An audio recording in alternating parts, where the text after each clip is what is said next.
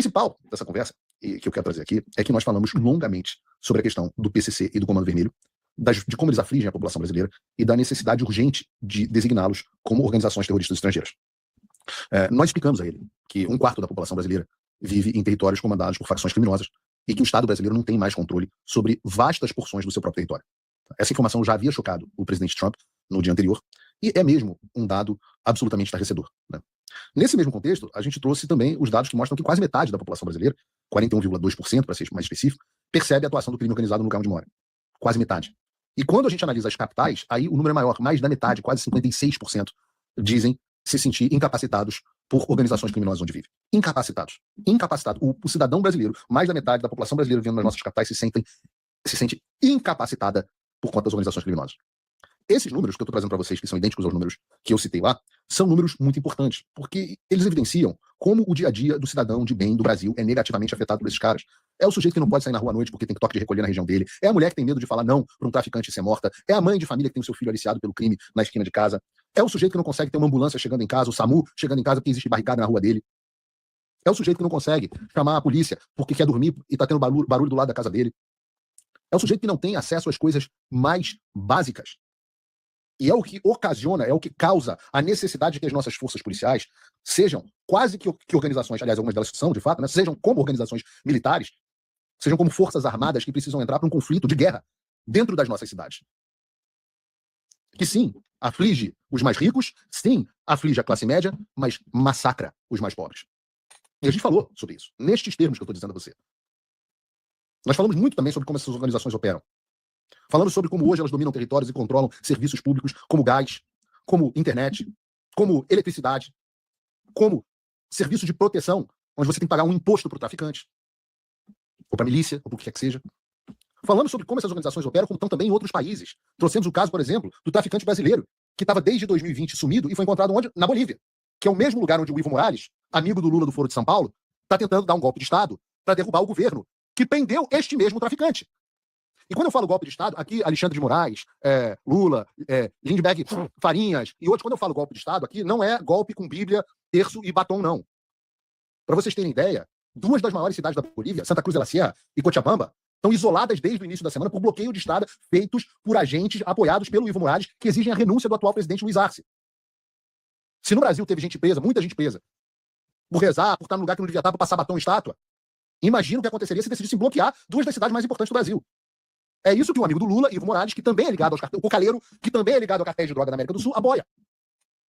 E quanto mais nós vemos como esses países têm reagido ao tráfico de drogas, mais nós vemos a importância que o Brasil tem para essas organizações criminosas.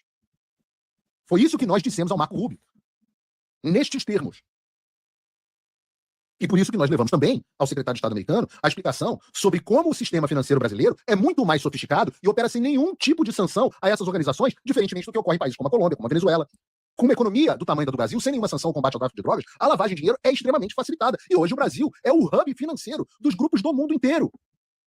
O Brasil é hub financeiro do Hezbollah, o Brasil é hub financeiro do Hamas, é hub financeiro, o PCC lava dinheiro para todos os cartéis designados pelo governo americano como FTO, né, Organizações Terroristas Estrangeiras. Das organizações que os Estados Unidos já designaram como terroristas, e só para você ter uma ideia, nessa lista tem organizações como o Cartel de Sinaloa, o Trem de Aragua, o Cartel do Golfo, o Cartel do Noroeste e outros. O Comando Vermelho e o PCC são maiores do que praticamente todas essas. E a gente levou números e dados para mostrar isso ao governo americano. E como eles têm ligação com o fentanil, que é a maior causa de morte dentro dos Estados Unidos, como eles têm conexões com o tráfico de armas para os Estados Unidos, então esse foi o case que foi colocado. Foi isso que nós apresentamos. Foram essas informações contrárias às do governo Lula que nós apresentamos e pedimos encarecidamente, em nome do povo de bem do Brasil, que essas organizações sejam combatidas por todos. Por todas as pessoas de bem no mundo, porque elas não são organizações brasileiras, elas são organizações transnacionais. E tem algo que não cansa de me impressionar. Quanto mais alto e quanto mais detalhes eu obtenho, quanto mais alto eu subo na cadeia alimentar, né, na hierarquia americana, digamos assim, mais me impressiona a intensidade do lobby que foi feito para traficantes do Comando Vermelho do PCC pelo presidente da República do Brasil, Lula, junto ao governo dos Estados Unidos. Eu nunca vi nada igual. Ou eu deveria dizer, né, é o lobby que foi feito pelo Comando Vermelho e pelo PCC através do Lula aos Estados Unidos. É absolutamente incrível que duas organizações criminosas tenham tanto poder de influenciar o presidente do Brasil, o ministro das Relações Exteriores, Mauro Vieira, a irem aos Estados Unidos, conversar com o arqui-inimigo do Lula para proteger essas organizações, inclusive oferecendo as riquezas do Brasil em troca. Tudo isso com o apoio do bilionário corrupto, também falamos desde Wesley Batista. Vejam, é um ecossistema. Falamos aqui de Evo Morales, Cocaleiros da Bolívia, as organizações brasileiras, o mercado financeiro, a Faria Lima brasileira, o presidente da República, o ministro das Relações Exteriores, um bilionário do setor de proteína, que também tem postos de petróleo na Venezuela, do Hugo Chávez.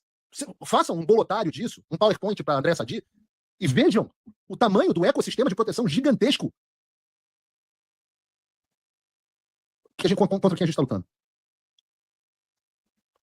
E eu posso dizer para vocês ficariam enojados se vocês soubessem o papel que o senhor Lula e Mauro Vieira, e no caso o Dário Durigan também, que vieram fazer nos Estados Unidos.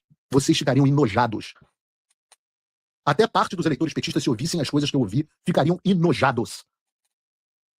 Os jornalistas da imprensa, se vocês ouvissem o que Flávio Bolsonaro viu, que Eduardo Bolsonaro viu, que eu ouvi, vocês ficariam enojados com o governo Lula. Nosso país está refém de organizações criminosas. Nosso governo não atua mais em favor do povo brasileiro, atua em favor de organizações criminosas. O tamanho da pressão que o governo Lula tem feito nessa direção é gigantesco. Inclusive, num dado momento, eu posso cometer aqui essa inconfidência, quando o Flávio mencionou o plano de segurança pública combate ao crime organizado do Lula, o riso generalizado na sala. We know it's all bullshit. Vou traduzir aqui usando uma versão brasileira da Elliot Richards. A gente sabe que é tudo lorota. Gostaram do lorota? Lorota é dos mesmos autores de Tira. Macacos me mordam é tudo uma lorota. A intensidade desse lobby e o tamanho da rede de conexões que eles têm é assustadora. E esse choque que eu tenho, vocês podem ter certeza que é, de certa forma, compartilhado também pelos americanos. Eu tenho a percepção de que causou uma impressão muito boa nas autoridades americanas ver que existe no Brasil um candidato à presidência da República que não é ligado ao tráfico e que vem aqui para pedir combate duro às organizações criminosas. E o Flávio foi mesmo muito duro nesse momento. Ele falou que essas organizações matam milhões de pessoas do meu povo.